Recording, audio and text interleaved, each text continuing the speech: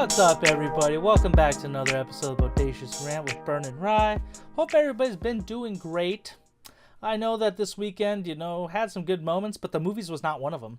And if you haven't guessed with the title and everything going on in the news and pop culture, we were talking about the latest sequel in DC from director Todd Phillips, who did the Hangover movies, the first Joker movie, and that is Joker Folie à Deux, which is, a French title. And this is a non-spoiler review, so, we're not going to get too into it.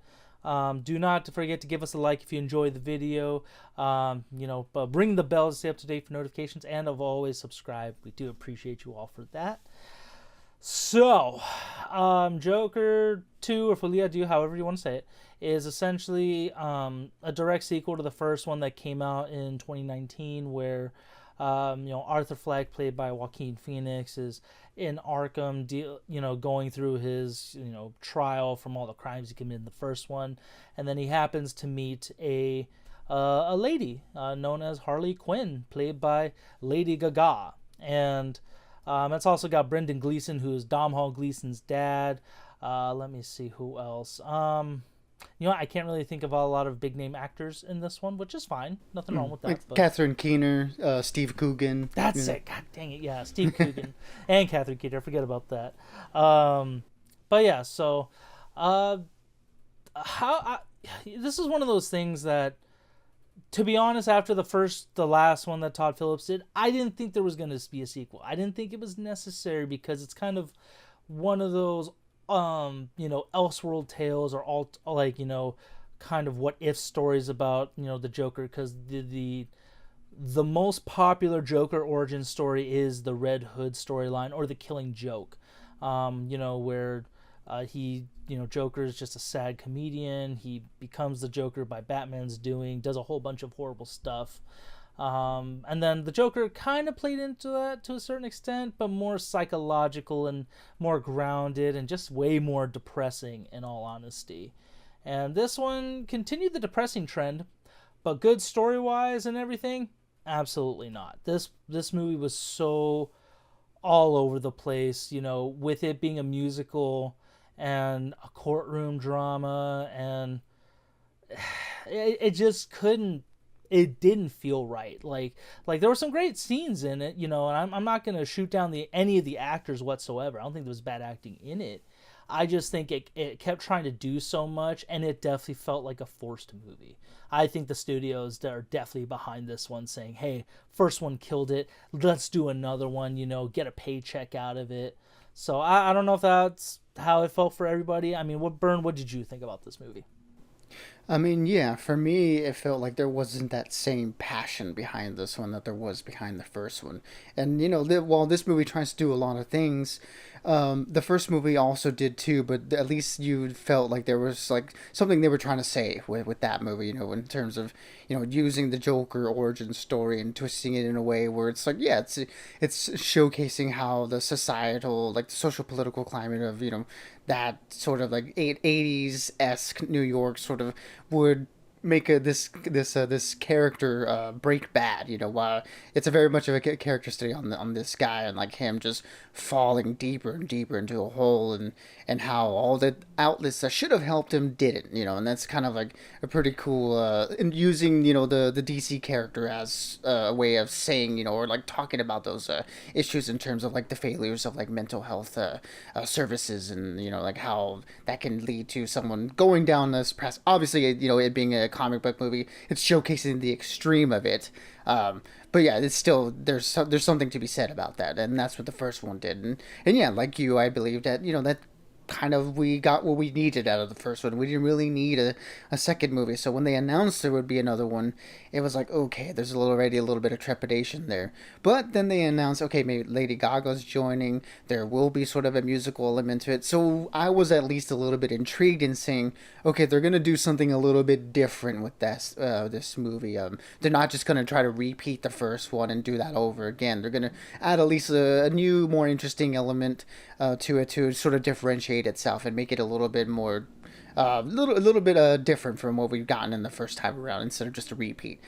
And yeah, I will say, the movie, it does try. It tries to do a lot of things, and I think that's sort of to its detriment, where it has a lot of ideas and a lot of both within the story and both creatively, in front of and behind the camera, and it sort of just becomes this big muddled mess where it's just kind of. Partway through the movie, I'm like, what are we doing here?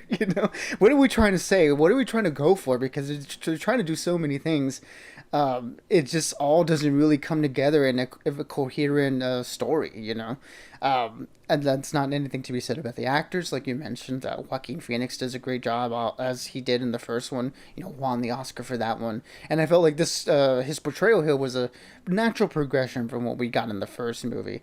And the introduction of Lady Gaga was interesting, but I think like a lot of the other movies she's sort of been in, not really well utilized here. And even when it comes to the musical element of it, there were moments where, yeah, the movie really shined and they really showed a lot of passion and creativity in sort of the musical segments of it. But a lot of the times it was a little bit more drab and understated than I would have liked, where they were kind of bouncing back and forth from big epic numbers to sort of more often than not just sort of like whisper singing a lot of the things while sitting down in a room. And it's just like, instead of being an exclamation point to emotions and plot points in the story, it sort of grinded the pacing to a halt. So this movie was just pushing and pulling, and it was just, again, it was just it felt like a mess at the end of the day, and that just really sucks to say.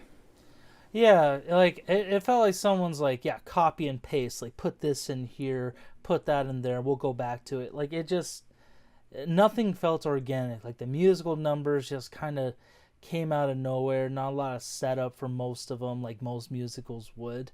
Um, and again, it was almost even like just kind of like just more depressing than the first one with Joaquin Phoenix's character. Like, that character is already so tragic. I don't think we didn't need any more of it, to be honest.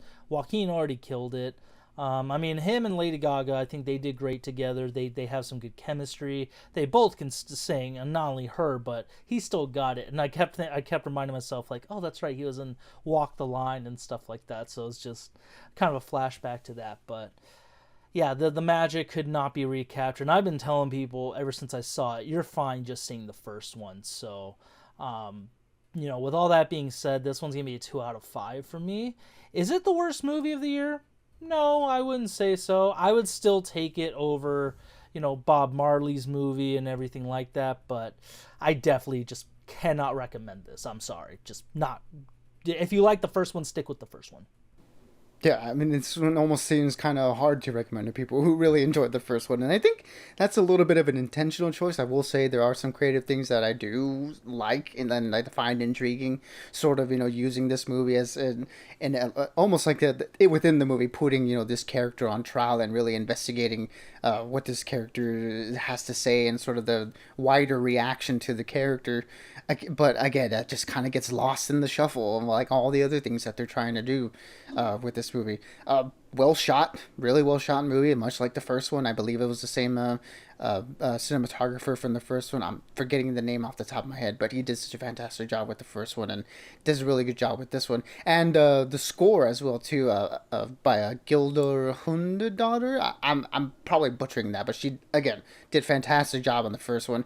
And although there's less of her score in this time around, I thought she still did a good job of what she was able to do in this movie. So yeah, in terms of a lot of the technical elements of the movie, it's really well put together in that sense. But yeah, from a story and a character standpoint, there was just too much going on, and I didn't feel like they really had anything more interesting to say than they did in the first one with this one. So in that sense, it sort of doesn't really justify its existence, and that's a little bit of a shame to say. But for all those reasons, for me, it is also going to be a 2 out of 5. Not the worst movie by far I've seen this year, but still nonetheless a disappointment, especially for people who really enjoyed the first one.